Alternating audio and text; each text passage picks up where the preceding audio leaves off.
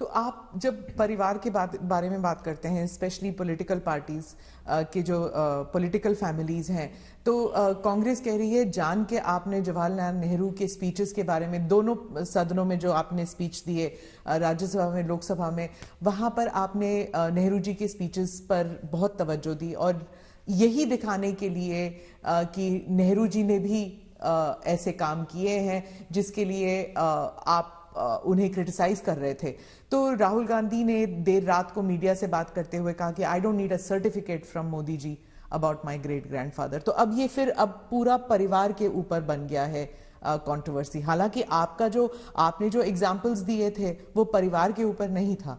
पहली बात है, मैंने किसी के पिताजी के कुछ नहीं कहा है, मैंने किसी के दादाजी के लिए कुछ नहीं कहा है, नहीं मैंने किसी नाना जी के लिए कहा है, नहीं मैंने किसी की माताजी के लिए कुछ कहा है। मैंने देश के प्रधानमंत्री ने क्या कहा वो कहा है, और सरकार एक कंटिन्यूटी होती है, और इसलिए एक प्रधानमंत्री के ये विचार थे तब क्या स्थिति थी, आज के प्रधानमंत्री के ये विचार है क्या स्थिति है, और देश का ये हक बनता है।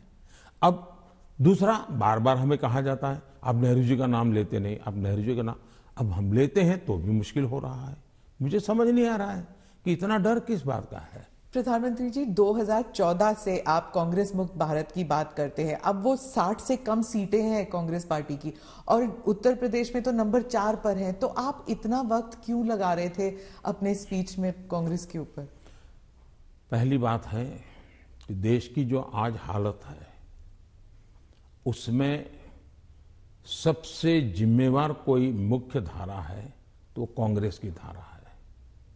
इस देश को जितने प्रधानमंत्री मिले ना, उसमें से अटल जी को और मुझे छोड़ करके सारे प्रधानमंत्री कांग्रेस कुल के ही थे। इसके कारण देश में एक कांग्रेस की कार्यशैली ही राजनीति में एक प्रकार से मुख्य धारा बन गई। अब जब कांग्रेस की कार्यशैली, कांग्रेस की विचारधारा, कांग्रेस के पसंद नापसंद के आधार क्या है, संप्रदायवाद है, जातिवाद है, भाषावाद है, प्रांतवाद है, भाई भतीजावाद है, भ्रष्टाचार है, अगर यही इस राजनीति में मुख्य धारा में रहेगा तो देश का कितना बड़ा नुकसान होगा। और इसलिए मैं हमेशा कहता हूं कि हमें, और जब मैं कांग्रेस मुक्त भारत कहता हूं तब कांग्रेस की संख्या से मेरा लेना देना नहीं है। अब जैसे हम कम्युनिस्ट पार्टियों की आलोचना करते हैं, अब सत्ता में नहीं है, वो कहीं नजर नहीं आता, एक केरल में कोने में बैठे हैं, फिर भी वो विचारधारा खतरनाक है। उसी प्रकार से कांग्रेस ने जो राजनीति में की चरित्र की मुख्य धारा बनाई हुई है वो देश को तबाह कर रही है। अगर अच्छी कार्यशैली होती है, अच्छे तौर तरीके होते हैं तो देश आज से पहले बहुत आगे निकल चुका होता।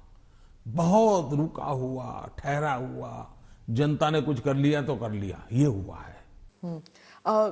उत्तर प्रदेश पे ही वापस आती हूँ। वहां पर जो ऑप्टिक्स की बात कर रही हूँ, जो पहले चरण में जो चुनाव होने वाले हैं, ऑप्टिक्स में ऐसे लग रहा है जैसे दो युवा नेता हैं, अखिलेश और जयंत, और दूसरी तरफ बहुत ही पावरफुल योगी जी और मोदी जी, जो सरकारी मशीनरी का दुरुपयोग कर रही है, कह रहे हैं, और उनके साथ है ईडी, उनके साथ है जुडिशरी, उनके साथ है मीडिया। तो एक अनइवन प्लेइंग ग्राउंड है। आप क्या कहेंगे इस बारे में? पहली बात है कि ये दो लड़कों वाला खेल तो हमने पहले भी देखा था, और इतना अहंकार था कि उन्होंने गुजरात के दो गधे ये शब्द प्रयोग किया था, और उत्तर प्रदेश की जनता ने उनको हिसाब दिखा दिया। और एक बार तो दो लड़के भी थे और एक बुआ जी भी उनके साथ थी, फिर भी उनके हाल नहीं बना, क्योंकि उत्तर प्रदेश इस प्रकार के जोड़ से अगर किसी को 25 साल पर मताधिकार मिलता है, मान लो 25 साल पर चुनाव लड़ने का हक मिलता है, मान लीजिए, मताधिकार तो 18 साल में मिल जाता है, लेकिन 25 साल पर उसको चुनाव, लेकिन कोई पिताजी ऐसा कहे कि देखो मेरा ये बेटा है वो 10 साल का है, ये बेटा है 15 साल का, दोनों 25 के हो गए, उनको चुनाव लड़ने दो, तो कोई लड़ने देगा क्या? तो इस प्रकार के मेलजोल से चलता है क्या? नहीं, पर जो उनका आरोप है कि लेवल प्लेइंग फील्ड नहीं है, क्योंकि बीजेपी सरकारी मशीनरी और इदारों का इस्तेमाल करती है, ईडी का, और टैक्स रेड्स होते हैं कैंडिडेट्स पर, उनके रिश्तेदारों पर, आप क्या कहेंगे? हिंदुस्तान में भ्रष्टाचार ये दीमक की तरह देश को परेशान कर रहा है कि नहीं कर रहा है? ऐसे लोगों के खिलाफ हर जनता ने हर बार आवाज उठाई कि नहीं उठाई है? अगर मैं कुछ न करूं तो जनता मुझे माफ करेगी क्या? जहां से भी सरकार को जानकारी मिलेगी, सरकार ने कदम उठाना चाहिए कि नहीं उठाना चाहिए?